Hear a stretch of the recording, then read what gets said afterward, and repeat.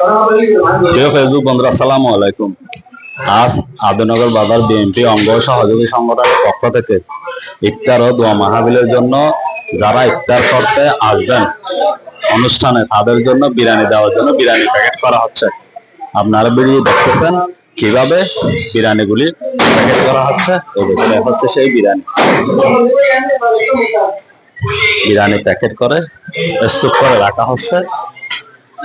ইফতারের সময় হলে সবাইকে একটি একটি করে বিরিয়ানি প্যাকেট দিয়ে দেওয়া হবে।